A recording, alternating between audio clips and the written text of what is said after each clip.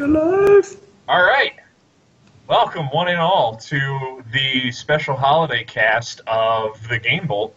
Uh, Doing a little bit something different today, so I'm going to start off with introducing my star-studded cast of Kyle, Hello. Brett, Shalom. and Tyla joining us. Hi. So tonight, what we're doing is a holiday cast, and we're, instead of doing our usual of news and talking about what we've been playing and everything, we have just a bunch of fun questions that we're going to discuss and talk about and just kind of geek out. So it's Christmas, holidays. Baby, it's cold outside. I bet you sweep them off your feet with that one. Thank you. I take my lessons from Michael Bublé. Miguel Bublé. Miguel Um, Bublé. So we're gonna start off with talking about a year in review in gaming, just what our favorite and least favorite moments of the year are, and then we're gonna move into Christmas in video games. Mainly because I don't think I've ever played an Islamist video game. And I don't think I have either. So. Did you ever notice that? Yeah, it's weird. something about it. Man, Christmas is all the rage, but you don't see like there's a Bible Man video game, but you don't see like I don't know, something with a David Starr in it. There's a bunch of Bible games that Angry Video Game Nerd covered on the NES. Oh god, that's the right. NES Bible games. features? Yeah, NES. Yeah. Then we're going to talk about Christmas and video games, and then we're going to talk about kind of what we're hopeful for, and just talk about a bunch of what if situations for 2016, or what our gaming Christmas wishes are. So let's start out with talking about our favorite moments in the year of 2015. What are some of your favorite moments, guys, in terms of changes in the industry? When an announcement came out and you kind of lost it. And you're so excited for an announcement, or even while you were playing a video game, what were some of the moments where you were just so excited to be playing a video game at that moment in time? I think for me, this is because honestly, I can't remember specifically what happened January through March in terms of game announcements and such. But E3 for me sticks out the most partially is because I was coming off the emotional roller coaster that was the Game of Thrones season finale. I was a train wreck, and we were covering E3. And I had to sprint upstairs, get my computer ready because Bethesda was doing their showcase, and I'm like, "Holy hell! I'm finally gonna see Fallout 4." The announcement trailer came out a few days beforehand, and I was like, "I am at my lowest right now emotionally because of Game of Thrones." But then that dichotomy, to contrast that, I'm at the highest of highs because I'm finally seeing Fallout 4, and I was in my room, I was clapping, I was cheering, I was like, "Oh my god, yes! This is the friggin' best!" And, it was a tremendous start to E3, and it reminded me why I fell in love with video games. I just, I have this deep emotional connection and appreciation for the medium as a whole, and, why I've been playing it pretty much my whole life, and why I want to play video games for the rest of my life. It's just... It was so awesome. It was a really good year for E3 in general. I got excited for... I wasn't that excited for Fallout 4. I wasn't a huge Fallout fan. And then, we all know what happened when Fallout 4 came out in my life. Yeah. But I think Dark Souls 3 was... Because I just came off of, streaming almost daily Dark Souls 2, Scholars of the First Sin, and getting really into the Dark Souls series. So when Dark Souls 3, when they announced that not only is it, has it already been in development, but it's coming out the first quarter of next year, I squealed like a little schoolgirl. Fun fact, I played Dark Souls 3, actually. Yo, did you get game time on it when you went to, what's its face? PSX? Yeah. The first day we were there, Jason and I were there, and the line was 2 hours long. And typically Sunday, there's a lot fewer people, so the lines aren't as crazy. and we waited like 10 minutes in line, and there were like probably like 8 or 10 like separate like booths set up. So a lot of people will get in right then and there, and the line moves quickly. And everybody had like I think it was like a 15-minute timer for everybody. The lady didn't set my timer, so I could have feasibly played for like 2 hours if I wanted to. But I was like, I can't do that. I feel terrible. But it's to me, it feels more fast paced than a Dark Souls game normally is, and maybe they're trying to take parts of Bloodborne because Bloodborne is more arcadey and fast paced, and I would argue more offensive than Dark Souls is. And maybe it makes it more accessible, or it's just a nice change of pace. But like it just felt really good. I got my butt handed to me by the boss in the demo, but I mean as it is played tradition. really well. Yeah, for sure. Like he picked me up with his hand and just body slammed me to the ground. I was like, I had like that like little sliver of health left, but I couldn't quite figure out if I was dead or not. I was like, oh dang it, I'm alive. Like it's too late to run away and quickly use an Estus flash or something, and just I was like this is it, and it's just in Dark Souls fashion, like the levels were designed really well. The enemies were quite interesting, and there was a lot going on in that demo. So before I was excited for Dark Souls 3 because I've played a little bit of Dark Souls 2, and I definitely enjoyed it. But I like the idea of starting fresh, if you will. Like I won't be late to the party with this next Dark Souls game. Gotcha. Kyle, what were you excited about this year, or what were some of your favorite like moments in gaming this year? The Fallout 4 announcement made me scream. So yeah. The Final Fantasy VII remake announcement made me say yes for about a half hour. Oh God, no! Don't get me talking about Final Fantasy again. And just finally playing Xenoblade. So yeah, There you go. Really, that's like the highlights. There's Witcher 3 and MGS5, of course. So really, just playing like a bunch of different games this year that have been really good has been like a really big highlight. Seeing how last year was kind of like underwhelming. So just like a bunch of like stuff getting announced at E3. It was a nice rebound. Sony's going to have a bunch of stuff coming out 2016, like The Last Guardian, Persona 4, and Persona 5, sorry. Sir. And and just like Uncharted 4 and stuff. So Sony's going to have a good time with that next year. And Microsoft's having Cuphead, so I'm looking forward to that.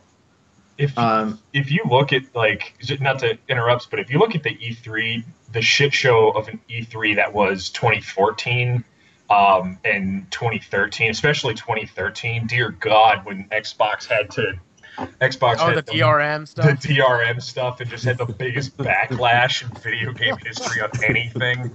Yeah. Like this year's E3 and this year's holiday lineup was amazing.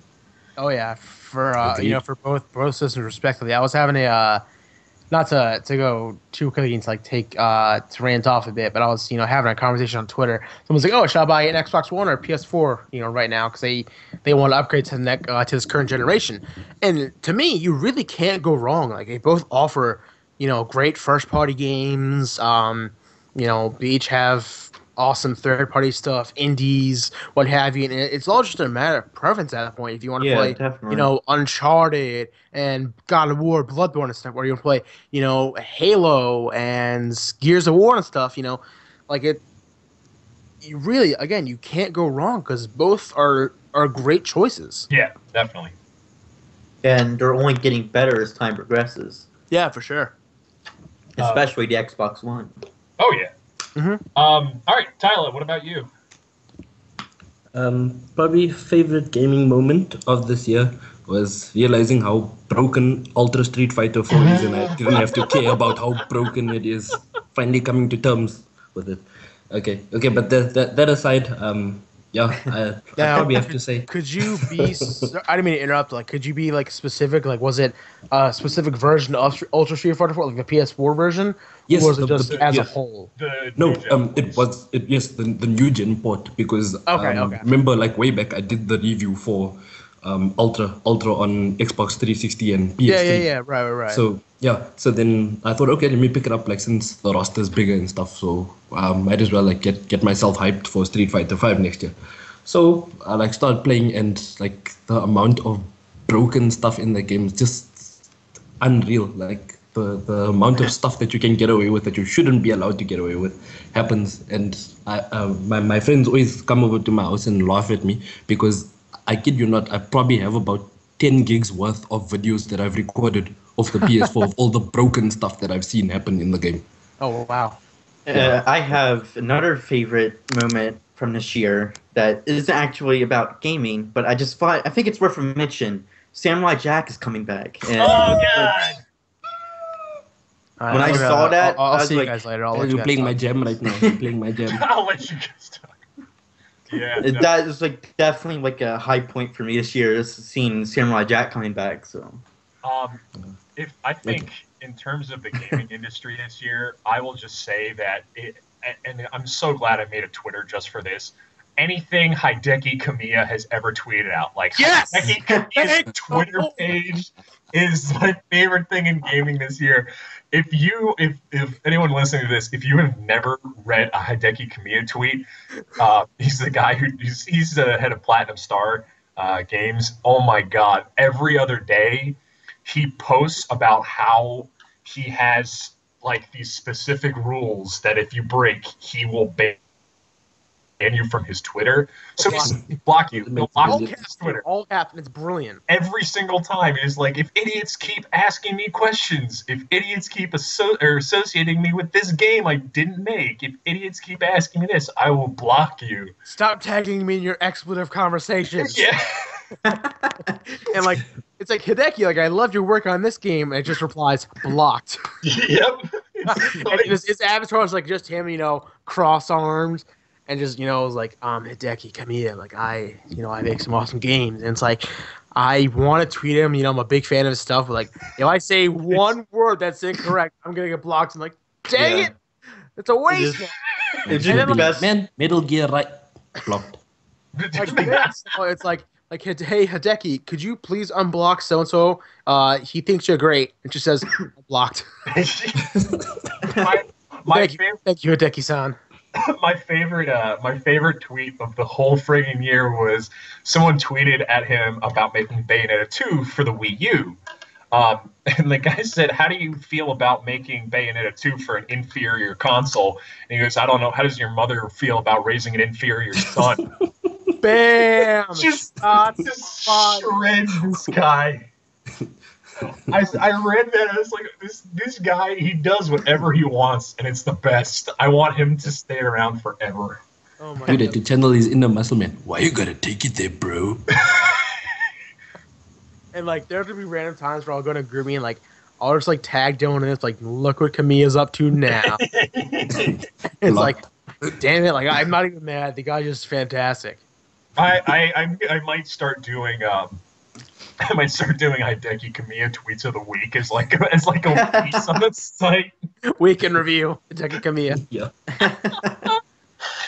Just before somebody thinks I'm a negative Nelly, like to be positive, going back to my favorite gaming moment because I was just screwing around with what I said about Street Fighter. But I just have to say, like, probably like overall, like this year has been a really good year for gaming, and there's many great experiences versus how it was last year. And like what was nice for me was because I didn't have a PS4 for a while, and I finally got a PS4 back. So even like some of the experiences from 2014, I got to catch up like on this year. So this year was like extra busy for me because now I'm still trying to catch up on like conversations that are like leaving the train station, and now I still have to jump on board new trains that are pulling into the station, kind of thing. So basically, like, I'll probably have to say like one of my favorite gaming moments of the year was actually like, because remember, like everybody got like up in arms about Batman. I'll never forget Mike. Mike actually like made me laugh so much when he was complaining like how bad the in-game content for Batman Arkham Knight was structured. And then like I sat there and I like slaved away to like get the final ending movie. And even though it was a bit of a chore, like seeing that final cutscene, like yeah, it filled me with joy as a gamer. And it just like makes me realize like how dedicated a gamer can be when Yeah. they set their mind to something. So yeah, like that's why I love being a gamer. So yes, Yeah. I'm thankful. I'm thankful for this year. I mean, shout out to like random surprises throughout the year, like Oh, Rocket League. Like absolutely. Rocket League Ooh, took everybody by storm. You know, they weren't expecting this I I this that game came out at the perfect phenomenon. time. I can't And believe that how much groundswell that game has gotten. I haven't played oh it, yeah, and it's not because I don't want to or I think it's a bad game. I just haven't had like it hasn't been on my radar because I want to play like all these other games. But hmm dear God, like what a success for it! Kind of reminds me of Five Nights at Freddy's in that it takes this very very simple premise and does it like to 100% effectiveness. hmm And from that simple and premise, it everybody's just talking about it it, just and you know, it runs. just Yeah, catches fire. yeah. It like it was brilliant. You know, everyone's like, "Oh, you gotta try Rocket." I'm like, "All right, I'll get to it eventually," and I play it, and I'm like, "Holy hell! Like, you guys gotta try Rocket League. It's just so good." And just it's finally coming to Xbox One, which is fantastic. Because right now it's on PS4 and PC, and just if you can play it, play it. Everybody needs to play this game. It's so much fun. 50 million.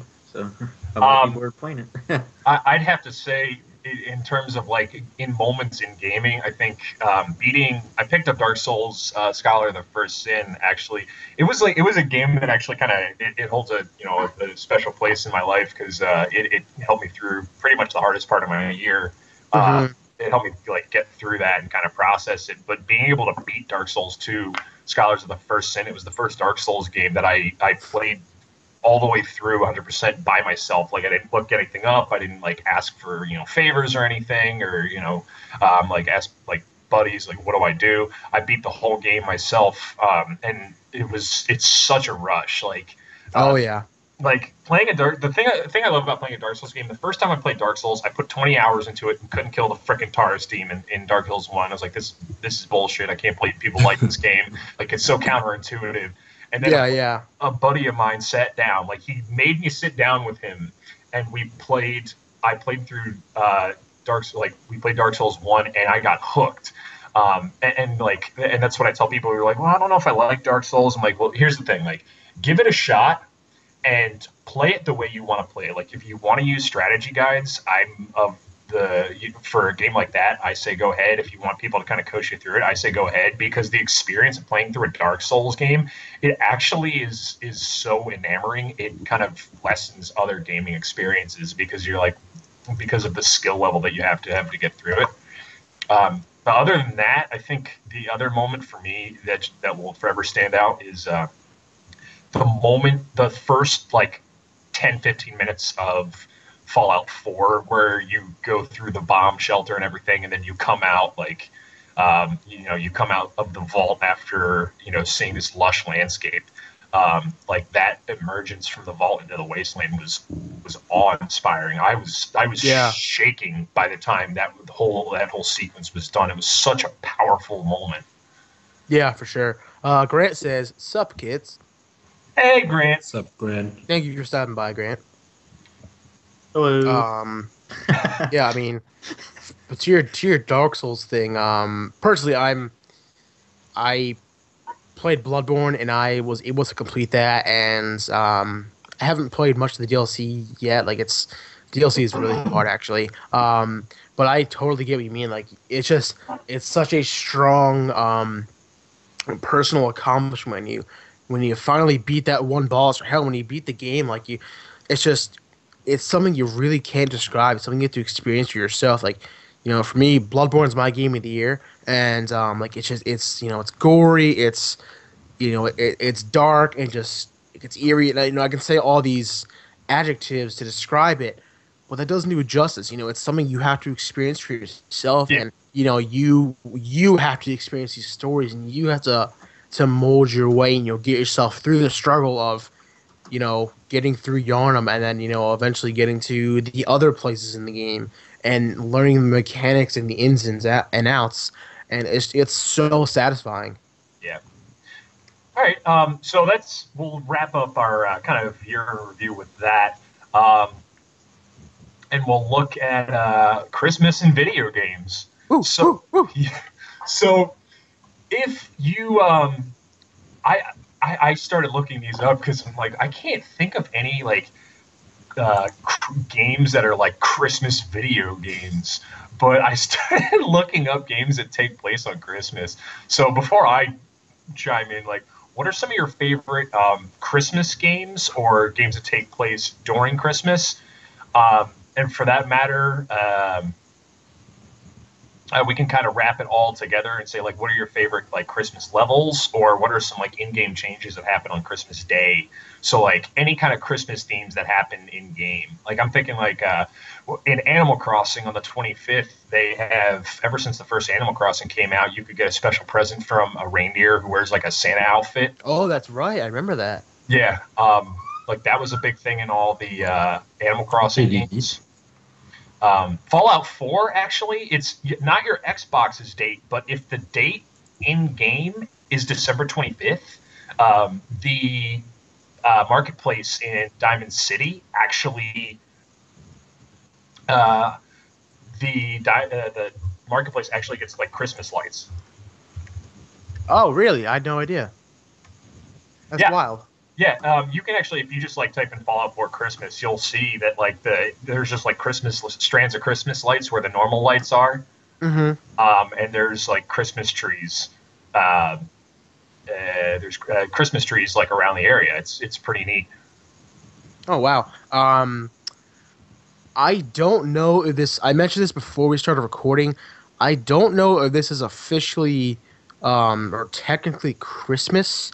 But in Max Payne 3, when I haven't played the game in a few years, I don't know if it's. I just know it was snowing out, so maybe it was around the holidays. Max is in the bar and he's reminiscing of a cemetery scene.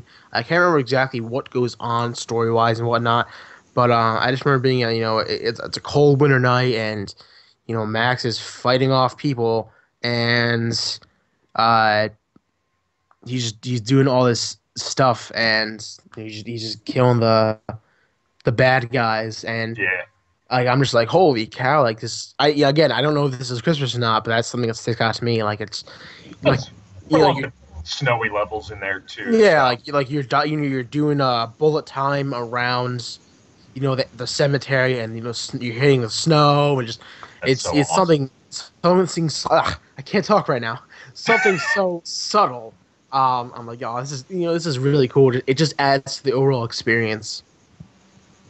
Yeah. What about you guys, Kyle or Tyler? Anything in particular for you guys? Well, the only really thing I can think about as far as Christmas levels and stuff, besides Max Payne 3, is back in PS1 days. I remember having a Monsters Inc. game. Oh my god! Oh yes, I know exactly what you're talking about. I remember playing that. And there was a snow level, and I just remember getting stuck in it all the time, and it's just awful. I don't even think I ever got past it. And there was also a snowy level in Croc. So. Oh my god, Croc! I forgot that game existed. I was talking about it actually on the stream. Friggin' Gex. Oh, Gex. Gex 3, Undercover Gecko, and Gex 2, which actually isn't called Gex 2, it's just called Gex. I forget what it's called or the subtitle is, but the friggin' Gex, the Geico Gecko. I love the Gex games, and I was thinking about this when, the moment I thought of favorite Christmas levels and favorite snowy levels in games, other than Banjo-Kazooie's Freeze Easy Peak. Oh my god, that level's fantastic. Which we'll get into, trust me, we will. Yeah. I friggin' love Banjo-Kazooie.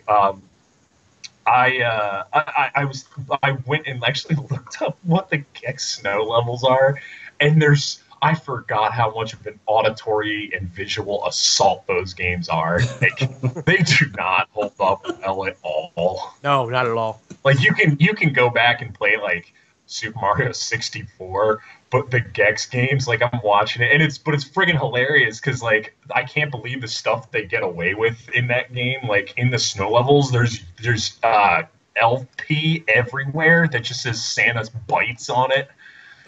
Like I'm like, okay. And he says a reference. There's a reference to I think it was Hannibal Lecter.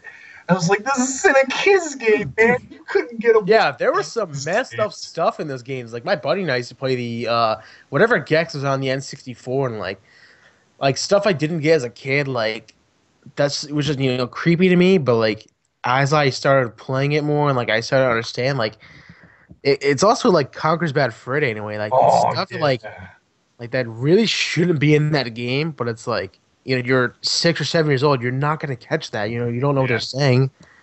It's ridiculous.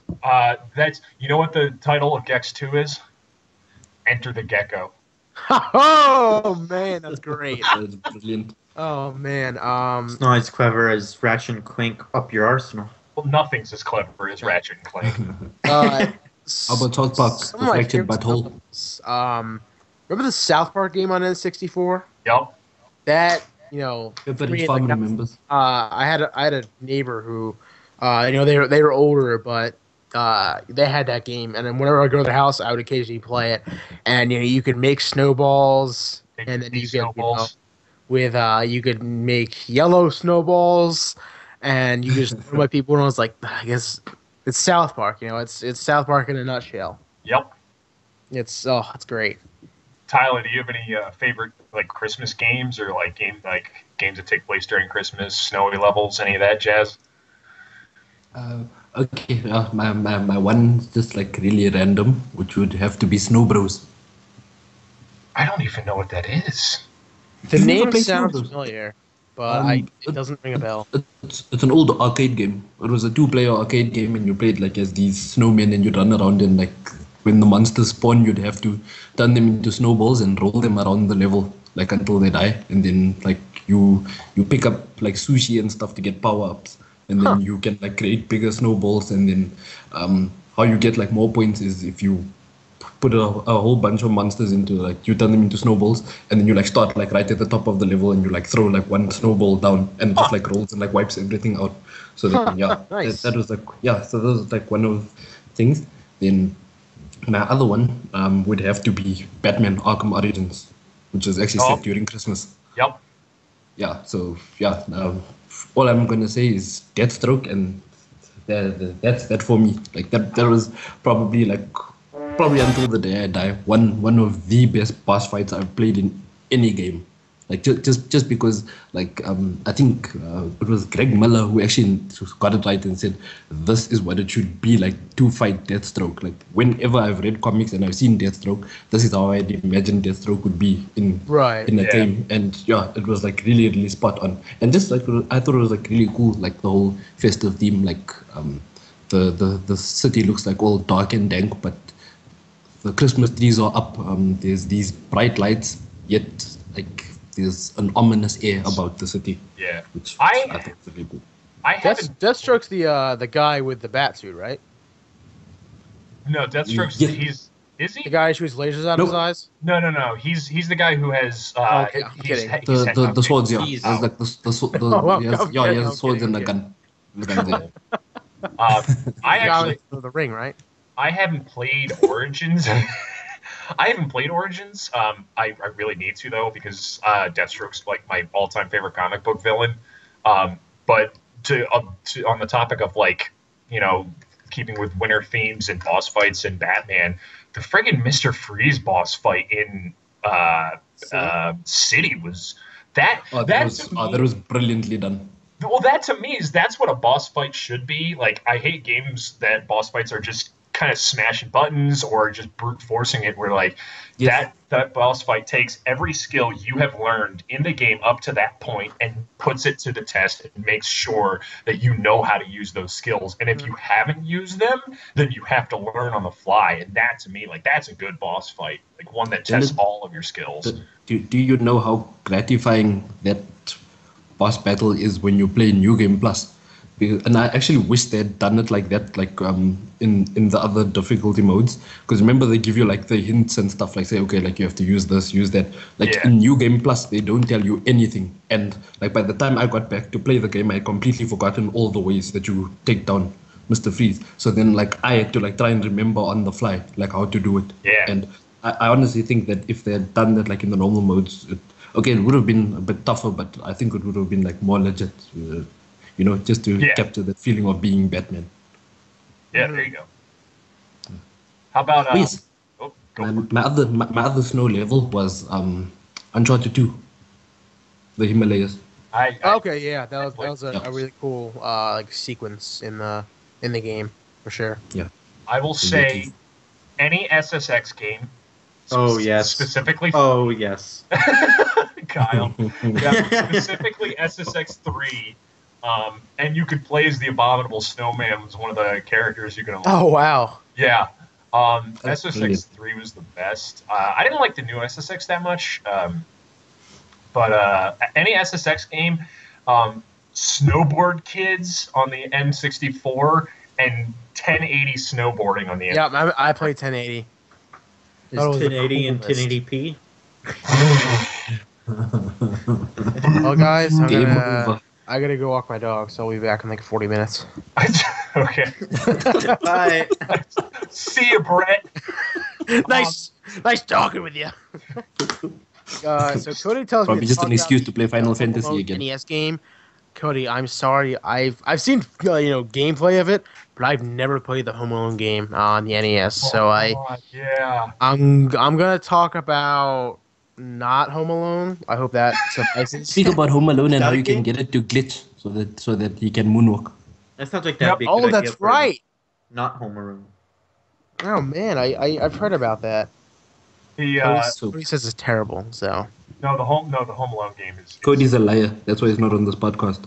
The Home Alone game is awful. He whispers weird things in people's ears when you're trying to do the podcast too. Yeah. You know what? I didn't know this existed. Or no, I knew this existed, but I had completely forgotten about it. There is a die-hard rail shooter.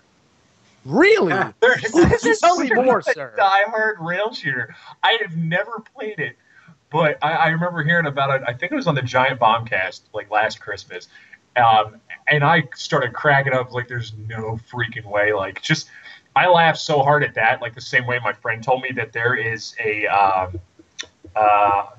book for the book. Oh my God, why can't I remember it? F. Scott Fitzgerald, Great Gatsby. There's a Great Gatsby NES game. Really? Yeah. What? Yeah. One of the main bosses are the eyes of Dr. T.J. Eckelberg. You play as Nick and you throw a fedora as your weapon.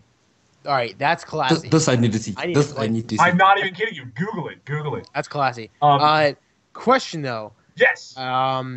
Was Metro 2033 or Last Light, did they take place during Christmas at all? Were any events in those games around Christmas? I have played them both to completion numerous times. No. Okay, yeah. For some reason I thought there was, but I guess not. There are a lot of the times when you go above surface, it like everything's covered in snow because you're like nuclear winter. Yeah. That's what I'm thinking of. So and it's Russia, so yeah. The Russians know how to party. That's a typical Russian day. So yeah. Just sorry, I was rushed to get that fun in. Jason would be proud. You would. All right, so what? How about some do you guys have any holiday gaming rituals? Like every holiday you have to do this, either on Christmas or whatever holiday you celebrate, or on even on New Year's, because other than just going over to my buddies' houses on Christmas Day and being like, look at what game I got, look at what system I got. Every New Year's Eve we'd have like anywhere from like 15 to 20 people just go over to one person's house, and we'd stay up all night landing 16-man Halo 2 and Halo 1 and Halo 3, and we would just play for like 8+ hours. Like we'd start at like 6 o'clock, and then we'd play till like 4 in the morning, and then everyone would pass out for 2 hours and then go home and sleep. But just like we did that every year for I think like 5 or 6 years growing up. That's sick. I can't think of anything specific. I know for Christmas I've always gotten, one or two video games, and just out of pure excitement to try one, and then quickly my intention wants to play the other.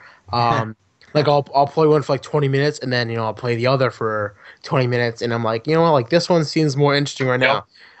Yep. One year sticks out where I got Halo 3 and Call of Duty Modern Warfare 1 for Christmas, and I was a much bigger Halo fan than I was a Call of Duty fan at the time, but I remember playing Call of Duty for a few matches. I was like, oh, this game is really cool, and as time went on, I played the heck out of that game. But I was like, dang it, like Halo 3, and I played online, I played the campaign. Like I spent most of my day just playing Halo 3, and it was fantastic. Yeah. And what about you guys, Kyle or Tyler? Like really, as far as like I guess like gaming rituals, like going to holidays, whatever.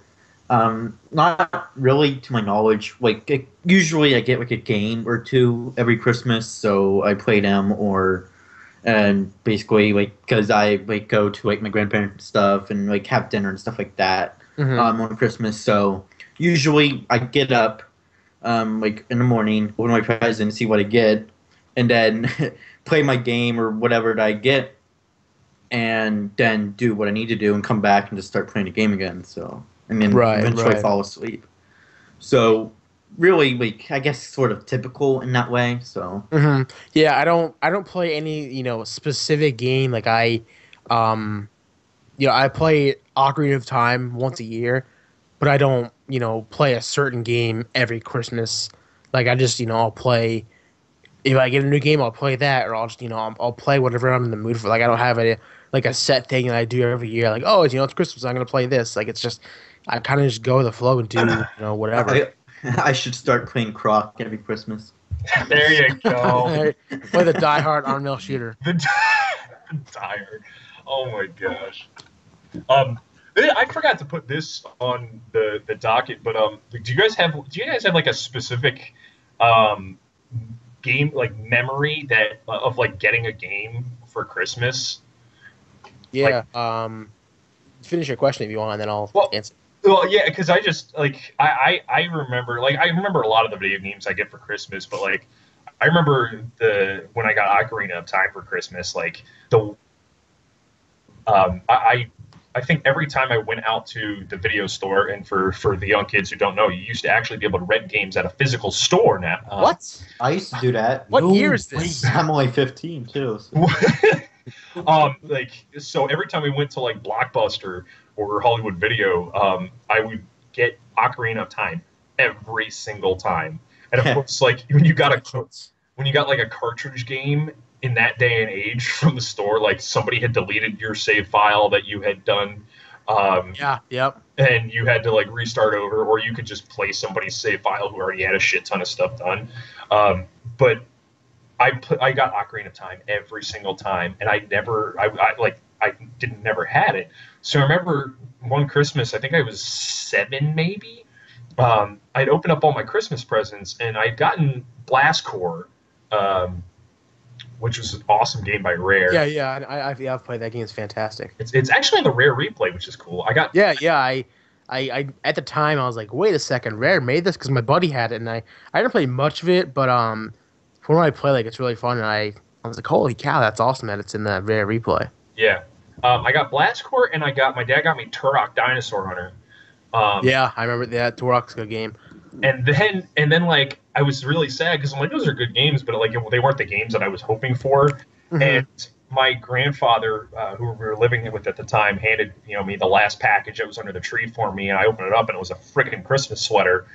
And grab the collar of the Christmas sweater and hold it up, and out from inside of the folded sweater drops Ocarina of Time. Oh And I was my like, oh god. my god! And I just lost my mind. I'm just like shaking and weeping while I'm like holding the cartridge to Ocarina of Time. Like that was one of the best like Christmas gift presentations ever. Oh, that's fantastic. Because Ocarina of Time, for those you don't know, is my favorite game of all time. So that's really awesome that But I you thought it was Kirby got Air that. Ride. No, Kirby Air Ride is the best game of all time, but no, it's not my favorite. But for me, I don't want to double dip because I spoke about this on the Game Boy podcast yesterday, but it's it's the maybe that sticks out the most. Um, so when I was in 2000, I think is when Pokemon Gold and Silver came out, and I remember I got a Game Boy Color and I got Pokemon Gold.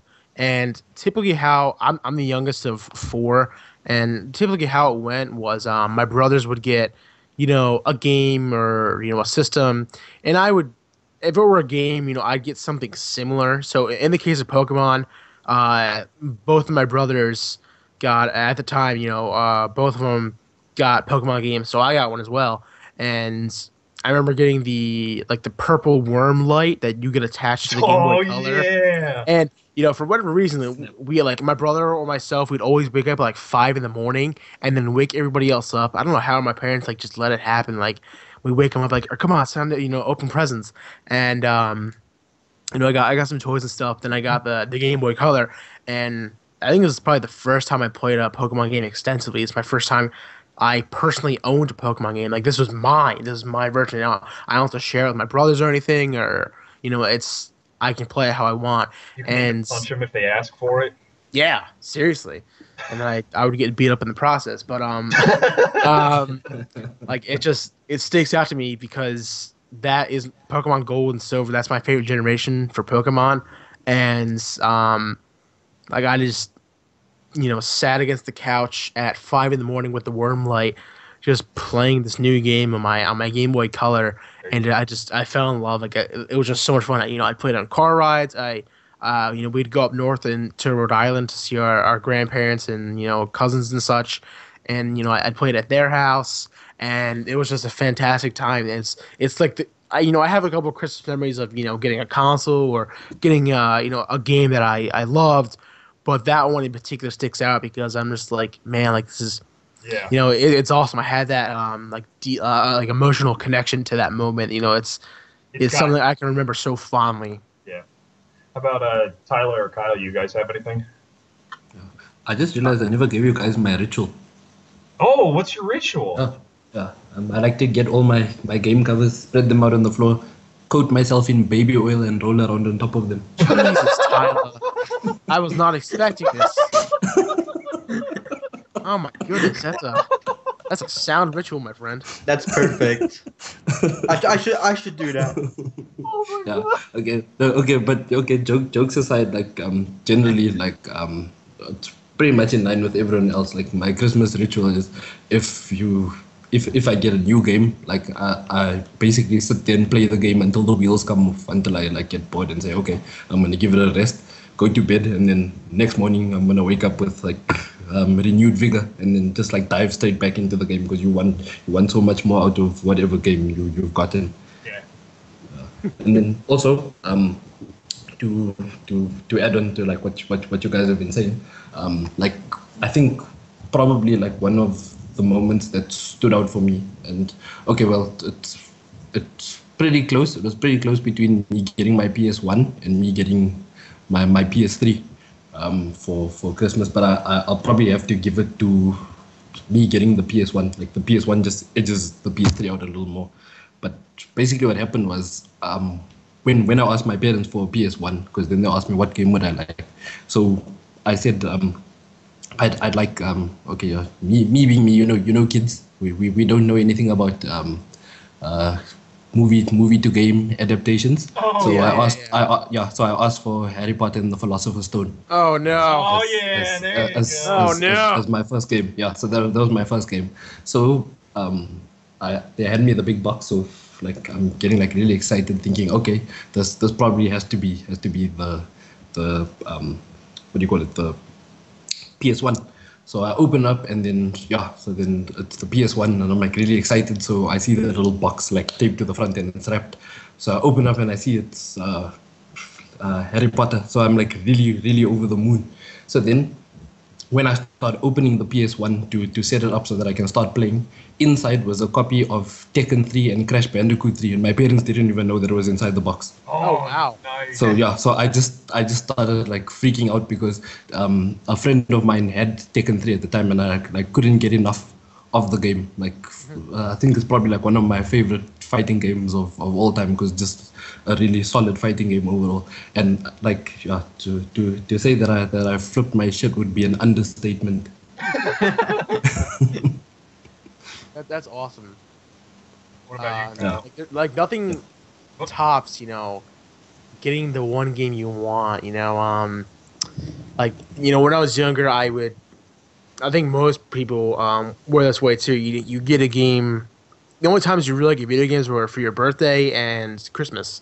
So when you got the game for Christmas, it was something special, and it was the game you wanted the most, and like it just meant that much more to you because like, oh, I finally have the game. It's Christmas, and it couldn't be any better. So it's awesome to hear other people's memories and reminisce about some of this stuff.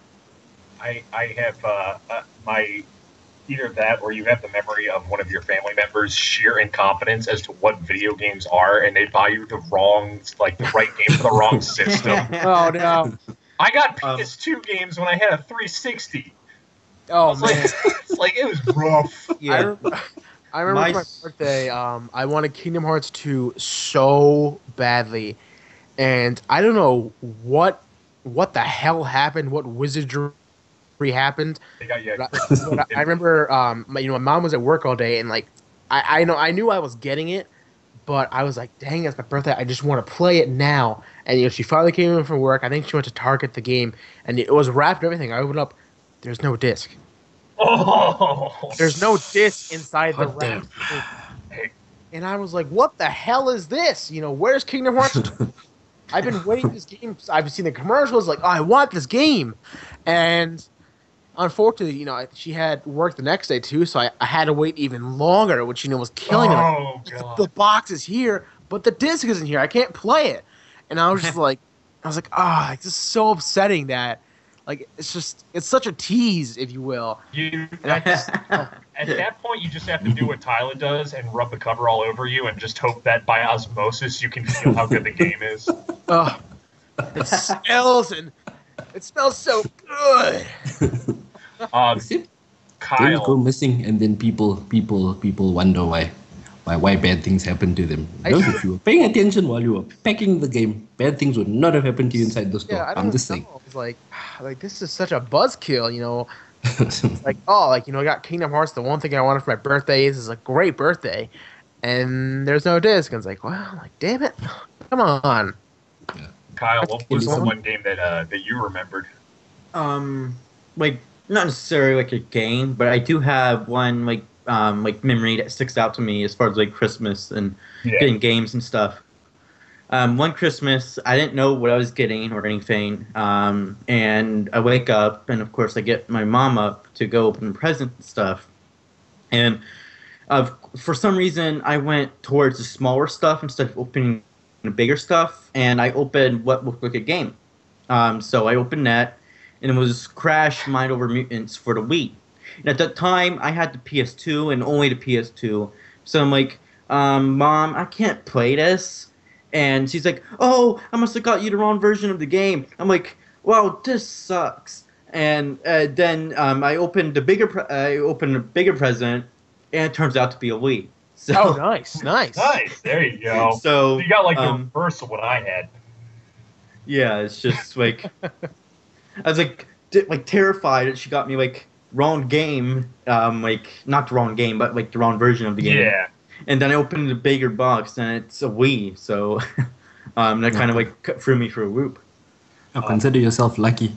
When I got my PS3, so I proceeded to open the game first, and I saw Assassin's Creed for Xbox 360, so I assumed I was getting a 360, only to rip the wrapping off and see a PS3, and I was like, wait, what? Yeah, like where did the breakdown happen? Um, now, do you guys typically write down your lists? Like specifically, because I remember what I always do is at least for a game, I would write out the platform that Yeah, I would get it on. I mean, to be fair, my parents are pretty good with like knowing what system I had. And of course, you can go to GameStop or something like, hey, I want a game for this system. They'll help you out. But I write like whatever, and like parentheses, I'd write PlayStation 3, and I never had any issues with it. So my dad was good about that. My mom was terrible at it. I got Ghost Recon 2 for the 360 or for the PS3 at one point instead of the 360. oh man, But my dad knows all, like, he knew all my gaming habits, and he also knows how quirky I can be. So when he went to go get me a DS for Christmas one year, he got me a DS and 5 games, and they're like the only 5 games I've ever owned for it. He asked, he's like, he got to the store and he's like, hey. Can you give me one of the DSs? And the guy's like, yeah. And he goes, we only have, and he's like, it's for my son. The guy goes, well, we only have pink ones left. He goes, that's okay, love it. That's brilliant. matches your eyes. I've got a pink DS. Can't go wrong there. Yeah.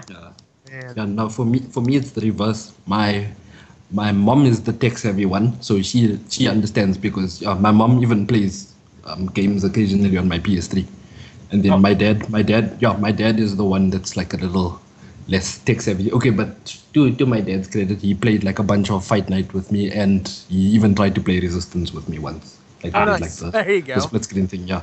But then like whenever like I tell my mom I want a game, like my mom knows exactly what to get. But if I have to talk to my dad, like there's like one time where I said I wanted a game, and my dad's like, it's for the PSP3, right? So in my head, all I heard was Madame Pomfrey from Harry Potter. You're in for a rough night, Potter. I- I was like, oh, Dad, my okay, mom I'll walk you through usually this. Yeah, my mom usually handled all like the video game stuff because to this day my dad knows like Nintendo, but like that's it. Like he just knows the name Nintendo, and he doesn't know like Sony, Microsoft. Like he couldn't name me like 3 video game systems. He doesn't. He's not into that stuff. So my mom is usually the one who handled all that because I had brothers growing up, so she kind of learned how to deal with that. So it worked out well. Yeah. All right. So we got about 15 minutes left, and I want to move on to like the almost like a Christmas, like the Game Bolt Christmas wish list. Like, so what we're hopeful for, in this season of like this gaming season. So if you could have, we all have that one thing that will never happen in gaming, but you want it to happen. So, what is that one thing that you desperately wish for that if you could just wave a magic wand and Oh make it boy. happen? Honestly, there like 6 things come to mind. Um, I really Said don't know. one, right? Dylan, I'm only gonna name one. For me, Final Fantasy 15 is coming out next year, and I don't know how it's gonna be. If I could wave my magic wand and have one thing, it would be for Final Fantasy 15 to go to the top of where Final Fantasy used to be, on the NES days and Super NES and PS1, where it was, the RPG to be, like, to emulate, where its quality just, was through and through the best. And, this game has been scrapped, rethought of, it's a mess. It's, it's been an idea for a decade.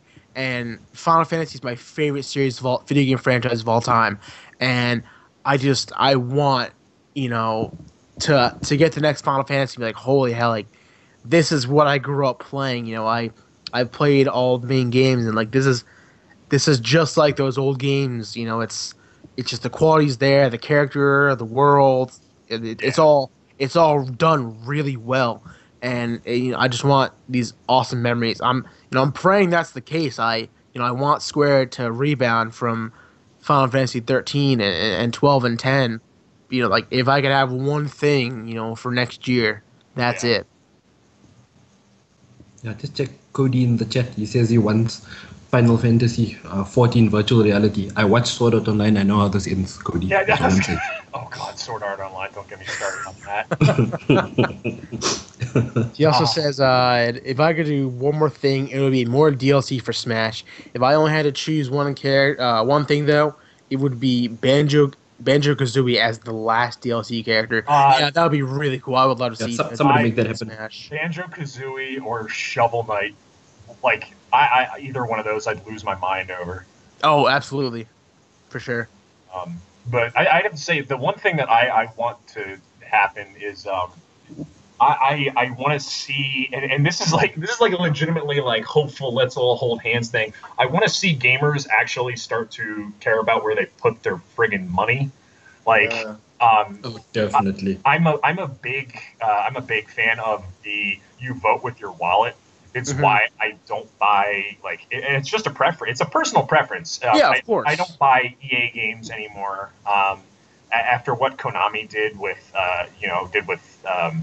Kojima and Metal Kojima. Gear, yes. I really don't want to support Konami anymore. Like there's a lot of developers and there's a lot of publishers out there that kind of just abuse there's a lot of publishers that abuse developers.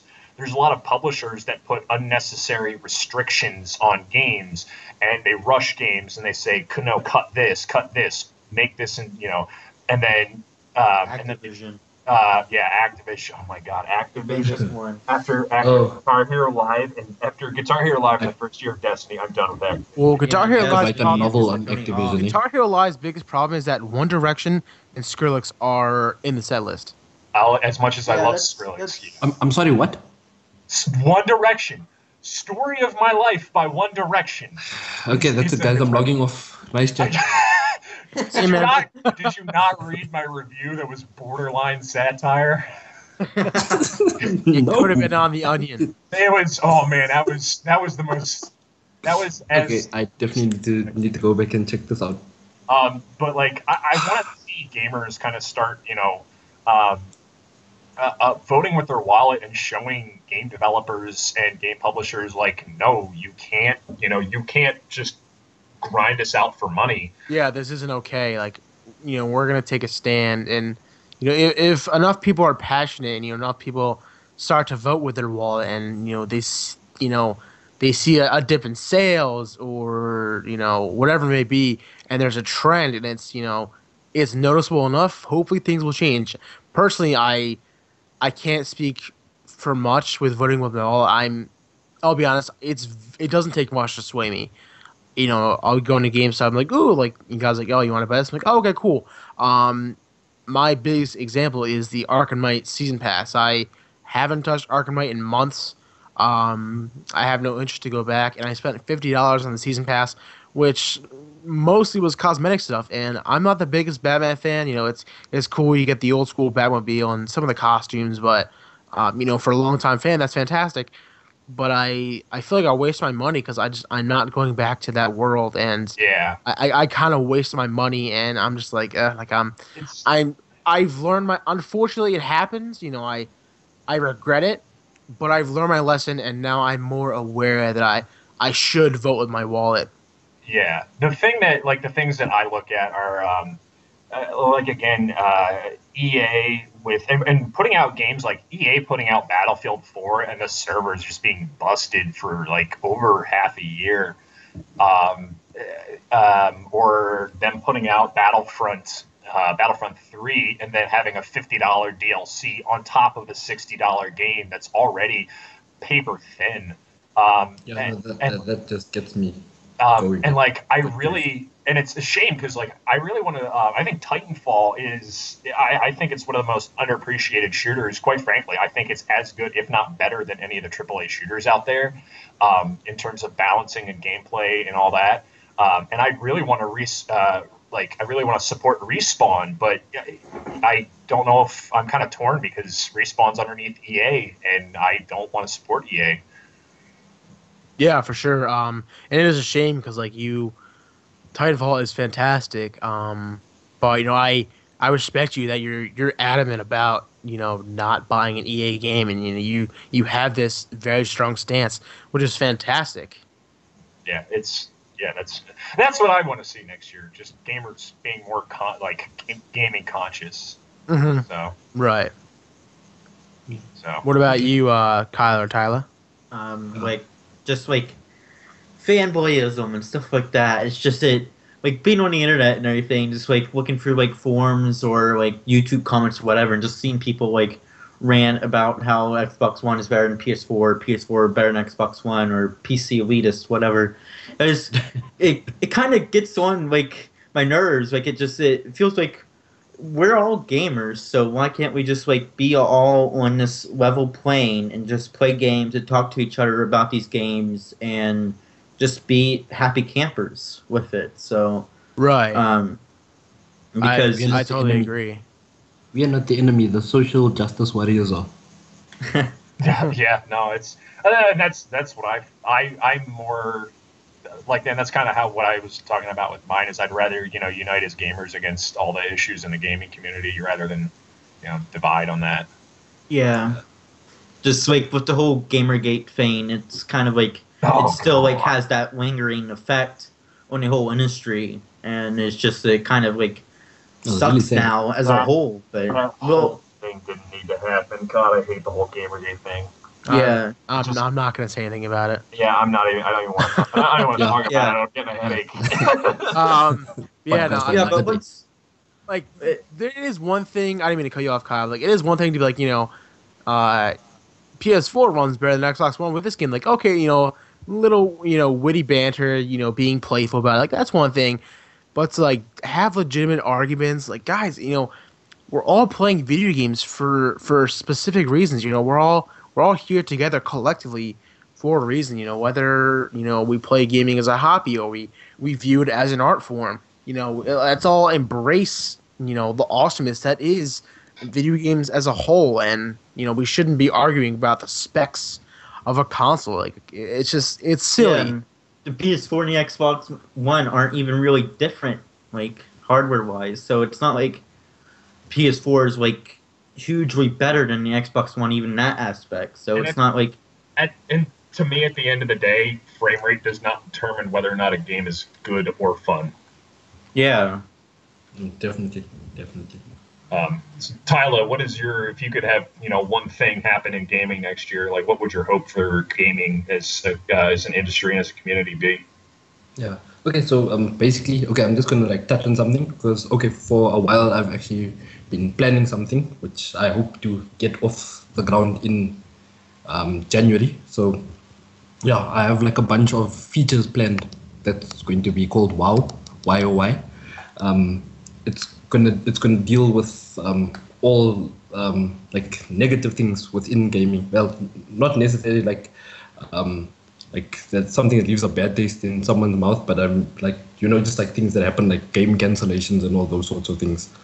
So so I'm gonna like go in depth with that because I've actually been doing a lot of research, and it's amazing like how many projects like never get off the ground, like that never get past the planning phase that us as gamers don't even know about. So it was like really interesting to like go behind the scenes and like see what people are trying to do versus what eventually came out.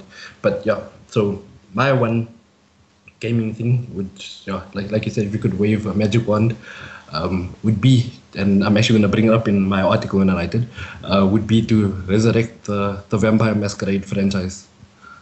Like I've played that game so many times, and it's one of the most underrated RPGs of modern times. Like Did you say I kid you RPG? not. Yes. Oh my god. Yeah. That's So that. Oh, that hits and home. it's actually based off of books.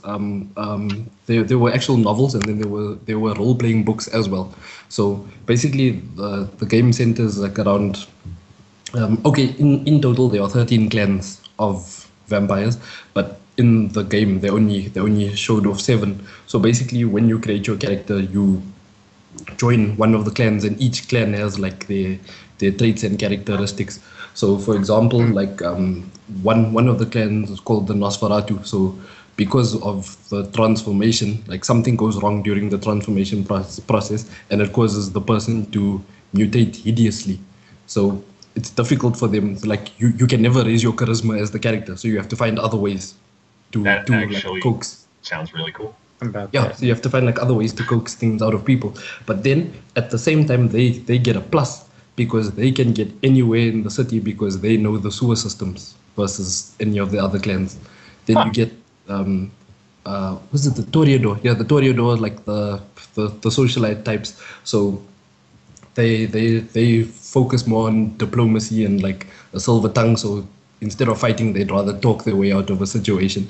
And like one of the funny things for me is like because they think so highly of themselves, you can actually drink blood from rats to get blood. But then because they think so highly of themselves, like if you drink blood from a rat, there's a chance that they will actually vomit the blood out, so you don't get any blood from the rat. Huh. Yeah, so it's just like really depressing that because they were actually, I think, how many were they? I think there were 2 or 3 games. Yes, because Vampire Masquerade came out, Bloodlines, yeah, because Redemption was the previous one. Redemption came out like in the 90s, and then I might be speaking under correction, but I think Masquerade came out in 2001. Yes, so it like flew under the radar. What I could actually like equate it to is maybe like a Sleeping Dogs, like a sleeper hit, a best game that nobody played. Gotcha. Okay. Yeah, so if I could get that franchise to come back, and the worst was these people CCP, I'm not familiar with that. the people that what's this game, Eve Online and Dust. Okay, yeah. Okay, yep, Yes, those people. So what happened was Activision held the rights for the Vampire Masquerade franchise. Yes, so like it was like really frustrating. So then CCP came in and said, okay, we're gonna take those rights off your hands. Right. So I was like, okay, well, great. Like maybe we're gonna get something out of it because like CCP is like also like one of the people that I thought like listened to their fan base and stuff. And like from what I had seen with how they treated people who played Eve, like it seemed really positive. So then it turns out they started working on an MMO based in the world of the Vampire Masquerade, and Oh, wow. it was called World of Darkness, and then it was the beginning of this year. Yes, then CCP came out and officially announced that that development on the game had been cancelled. Ah, Yeah, so I was like really bummed because the teaser trailer that they had put out seemed really cool because it gave the game like a kind of noir feel, and that's how I knew Vampire Masquerade Bloodlines to be. Like it was like all sorts of genres just like rolled into one. Like you had like horror elements, then you had like noir elements because you felt like a detective at times, and it was just really interesting. But then yeah, so they said it wasn't happening, so I was just like, yeah, I'm not giving money to anyone anymore. I'm sad. all right. Yeah. All right. Well, on that note, we're going to have to end it. We're running pretty low on time here. So, with this podcast, after we end this, obviously, so we're going to put this up, for people to download. So, if you're listening to this right now in the stream, or even if you catch this in the future, we are going to, on our subreddit, actually take all the questions and topics we discussed during this podcast and put them up there for the community to discuss. So I'd invite you guys to come over to our subreddit. Either Kyle or myself will put it up probably within a little bit of us being done recording here, and give it a shot. So make sure you check us out at thegamebolt.com. You can find us on Twitter at @the_gamebolt, and we have our December giveaway. That's important to You might want to check that out. You can find that on our subreddit. You can find it on the main page of our website. And then with that, I think we're gonna finish out. So for all of our viewers, all of our listeners, thank you so much for joining us, and I hope you all have a happy holidays. It's one Thank last you thing so much, before guys. we sign off. I actually just realized we kind of left off one of the seminal gaming moments from this year, and it actually ties into the snow levels. Until Dawn. Oh, that's right. Oh gosh. That's right. So sweet nightmares, everyone. Yes. Take care. Enjoy your peaceful sleep that's now since been ruined. Bye, Tyler. All right. Happy Just by holidays. sheer mention of it. All right, everyone. Happy holidays. Take care, See guys. y'all. Chill, guys.